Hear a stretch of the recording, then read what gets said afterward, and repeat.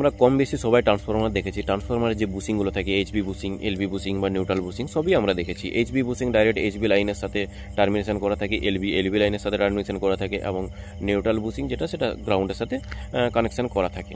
এখন কোশ্চেন হচ্ছে যে বুসিং জিনিসটা কি, বুসিং কেন ট্রান্সফরমারে দেওয়া থাকে, বুসিং না থাকলে ট্রান্সফরমারে কি সমস্যা হতো।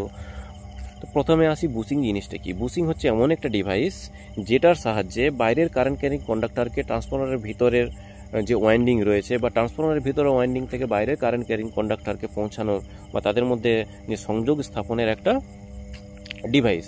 এতে সেফলি তাদের মধ্যে কানেকশনটা করে দেওয়া যায় উইদাউট শর্ট সার্কিট বা কোনোরকম কোনো থার্মাল হ্যাজার্ড ছাড়া। এর বুসিং কীভাবে কাজ করে, ট্রান্সফরমারের ভিতরে থাকা যে ওয়াইন্ডিংগুলো, সেই ওয়াইন্ডিংগুলো থেকে পাওয়ার লাইনে, বাইরের পাওয়ার লাইনের সাথে সংযুক্ত করার একটাই মাধ্যম, সেটা হচ্ছে বুসিং।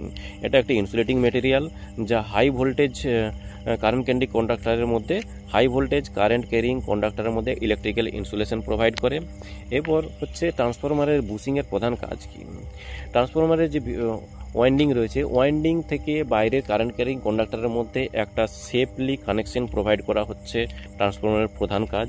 আরেকটা হচ্ছে যে ট্রান্সফরমারের যে গ্রাউন্ডেড ট্যাঙ্ক আর বাইরের কারেন্ট ক্যারিং কন্ডাক্টরের মধ্যে যে শর্ট সার্কিট যাতে না হয়, সেই কারণে শর্ট সার্কিট না হওয়ার জন্য একটা ইনসুলেশন প্রোভাইড করা। তাছাড়া কারেন্ট ক্যারিং কন্ডাক্টরকে একটা মেকানিক্যাল সাপোর্ট দেওয়া।